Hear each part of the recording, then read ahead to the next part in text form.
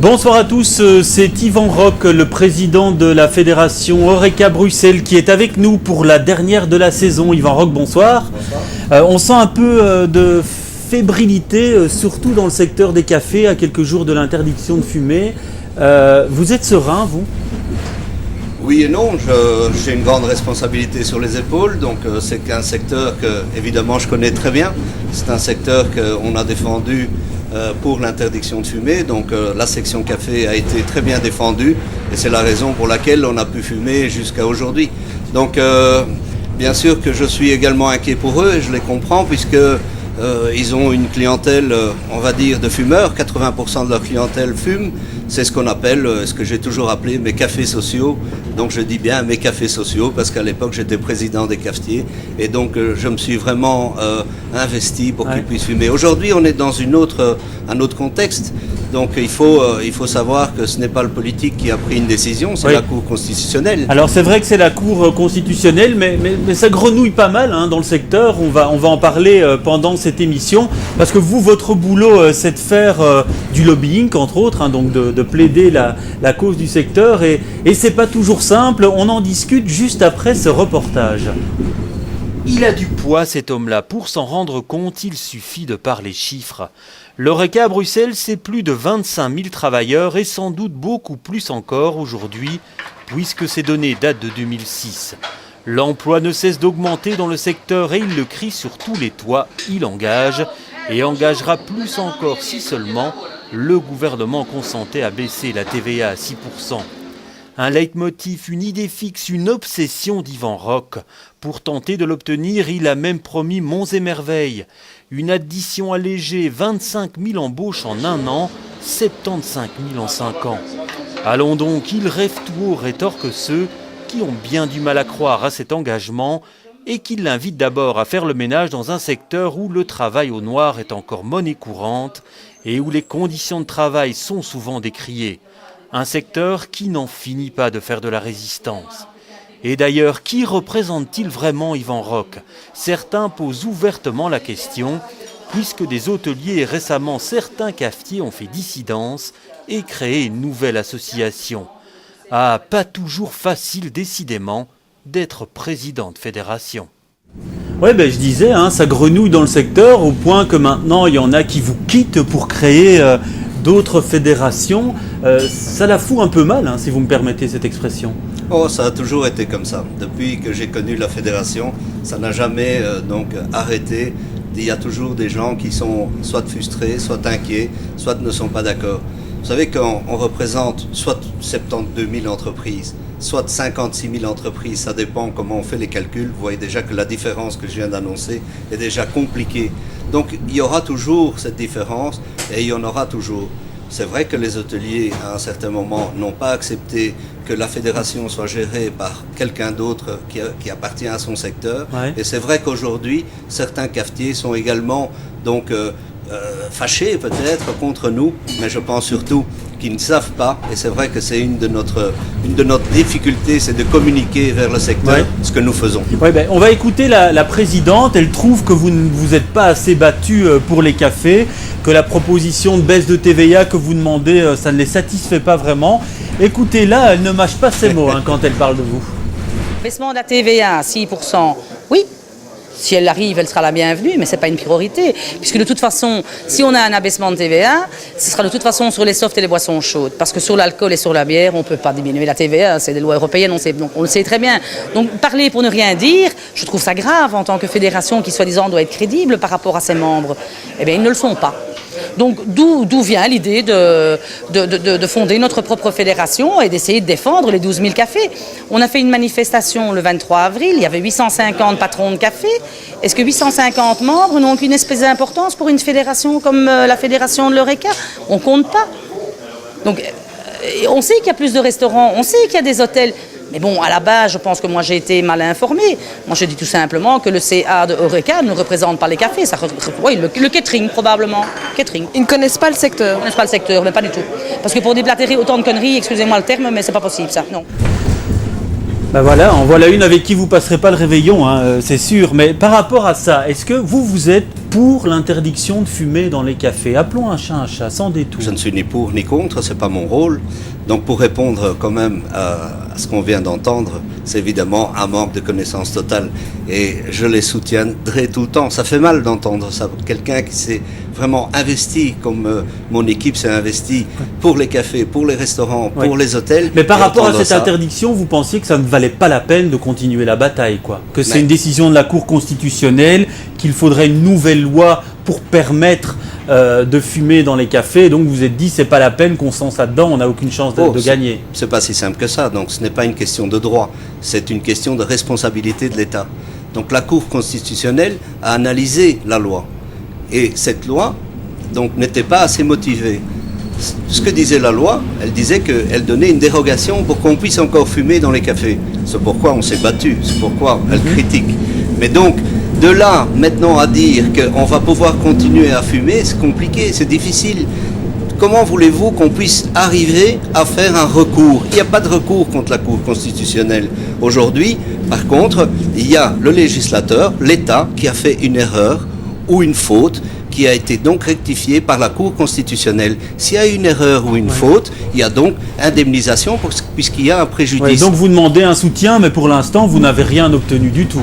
Nous avons en tout cas contacté le Premier ministre, qui celui-ci a donné ordre à son gouvernement, donc au ministre des Finances, d'analyser quelles étaient les mesures que nous puissions avoir. Oui, mais ça peut prendre du temps encore. Je pense que nous avons une réunion donc ce jour avec le ministre de l'Emploi, et donc de là, voir quelles sont les mesures que nous allons obtenir. Mais concrètement, ça concerne combien de cafés à Bruxelles?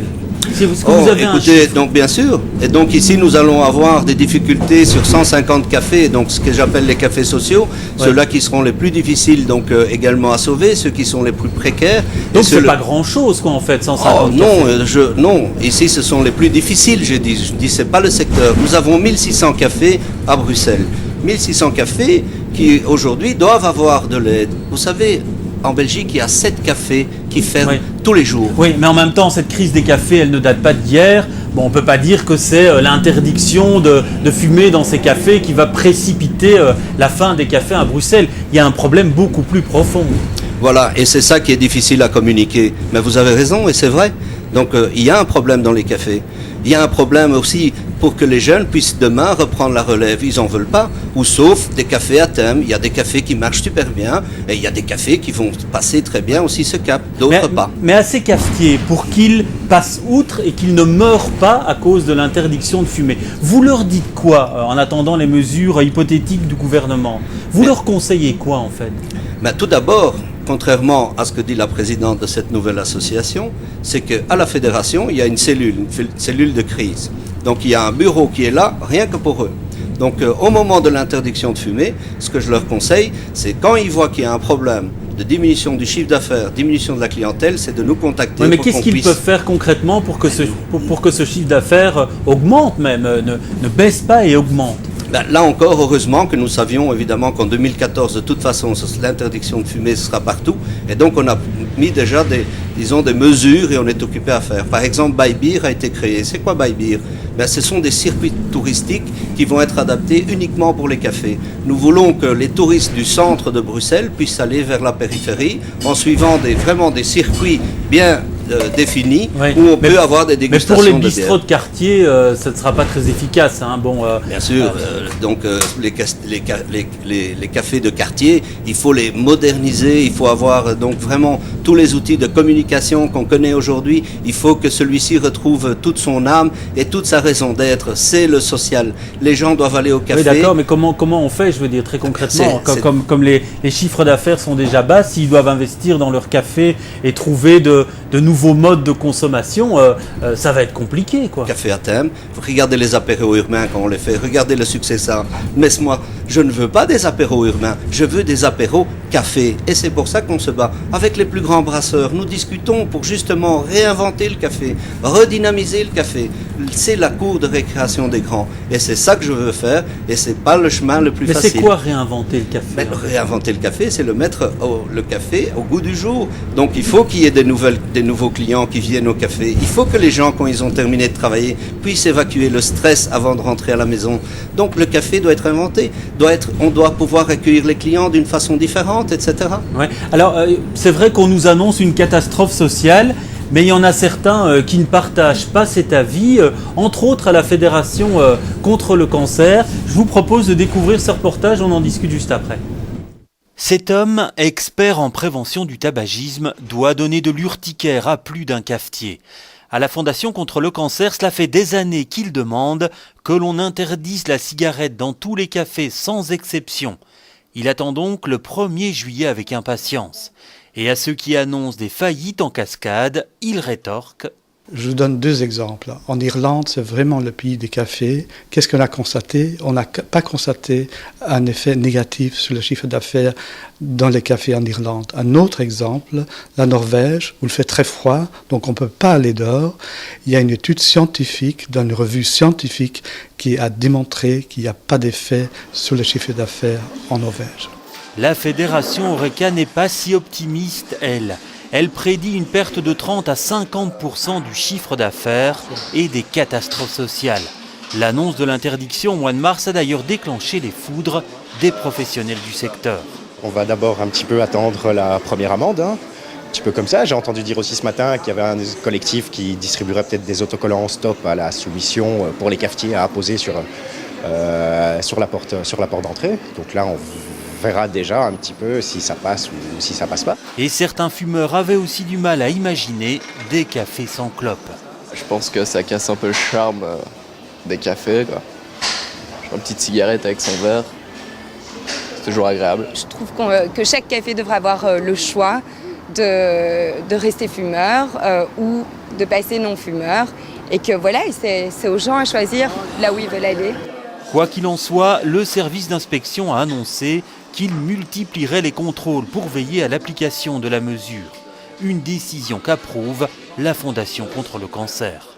2/3 de la population est en faveur d'une telle mesure. Mais il faut bien que ce soit respecté à partir de la première semaine. Si ce n'est pas respecté la première semaine, on est en problème. On doit le faire respecter clairement à partir du 1er juillet. Et si c'est respecté la première semaine, je pense que la mesure sera très bien respectée. Et donc vous prônez beaucoup de contrôles très rapidement.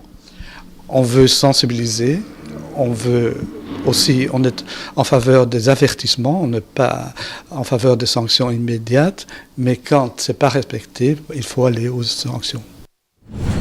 Ah ben voilà, ceux qui disent on ne va pas appliquer la mesure, Monsieur Roch, vous leur dites quoi aujourd'hui? Les cafetiers qui disent on va faire de la résistance. Ouais, je peux comprendre, mais c'est pas la bonne solution. Donc évidemment, c'est le pot de fer contre le pot de terre, donc ça c'est pas bon. Mais par contre, je connais bien Monsieur Jossens, donc je l'ai eu évidemment dans la première négociation. Ces chiffres sont tout à fait faux. En Irlande, ils ont perdu la première année 30%. Et ça, ce sont des vrais chiffres. Et en Irlande, aujourd'hui... Oui, c'est toujours les chiffres de l'un contre les chiffres de l'autre. Là, il n'est pas là pour se défendre, mais en tout cas, il semblait sûr de ses études. Mais pour rebondir là-dessus, est-ce qu'on n'est pas trop pessimiste ? Est-ce qu'on n'est pas en train de dire ça va être une catastrophe alors que finalement les gens vont s'adapter, comme ça a été le cas pour les restaurants ? Non, je crois qu'il y a effectivement une perte de 30% la première année.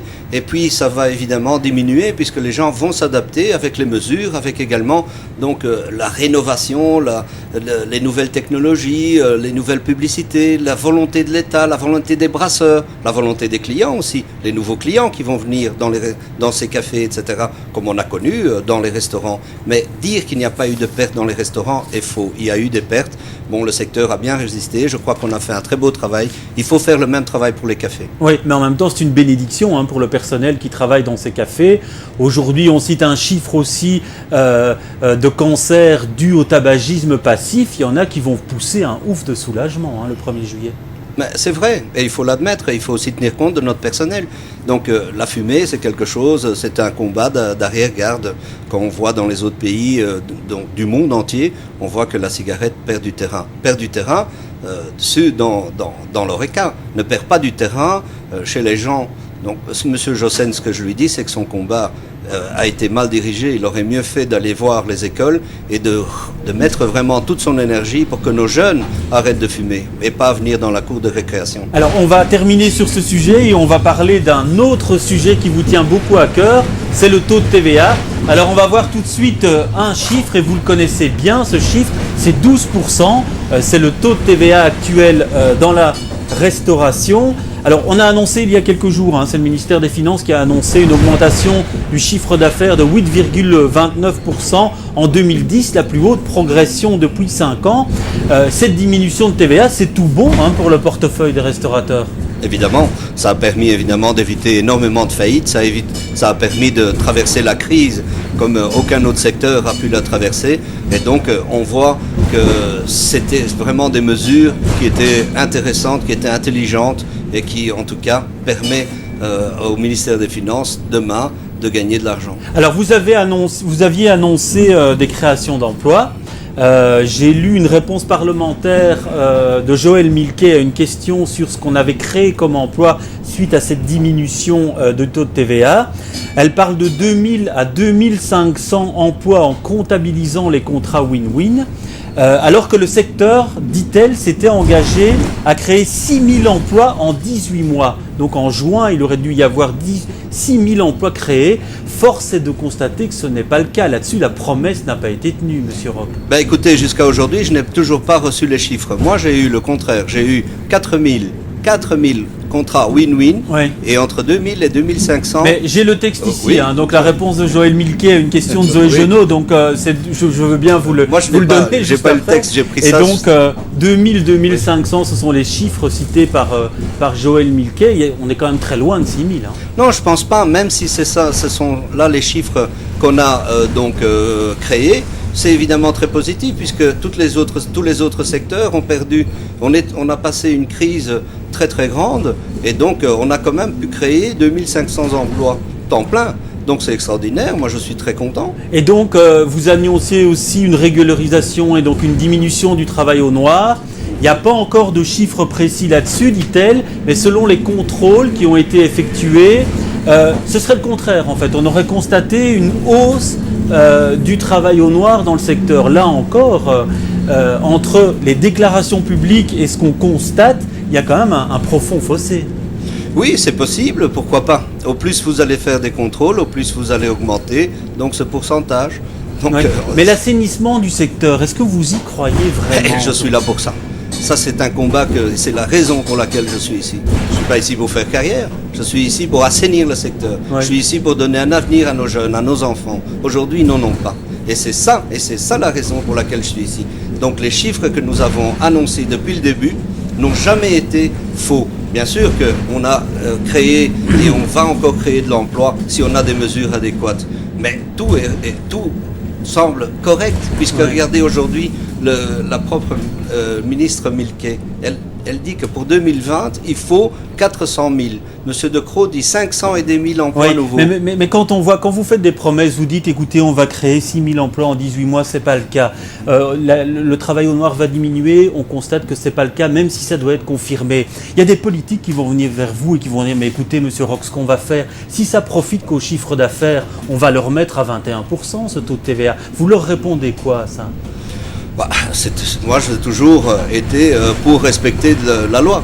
Si demain, il y a des politiques qui disent que la TVA doit être à 21, à 33 ou à 44, bien, je leur dis que, de toute façon, ce sont des politiques. Si on diminue demain 2000 restaurants à Bruxelles et qu'on met le steak à 80 €, il n'y a pas de problème non plus.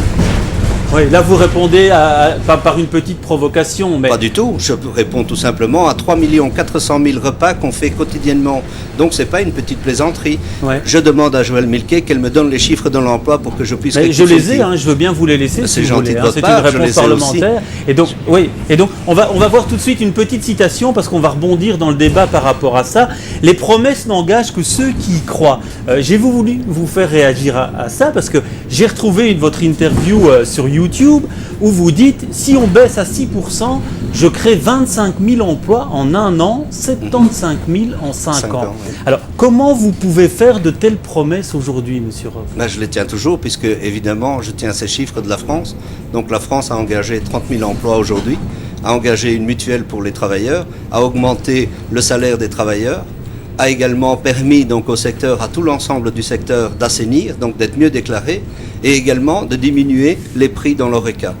Donc voilà, c'est tout simple que ça, et ça on peut Oui, retrouver mais par le Sénat. ça, on peut le déclarer, hein, et dire si il se passe ça, je vais faire ça. On voit que les premières indications ne vont pas dans le sens des promesses qui ont été faites.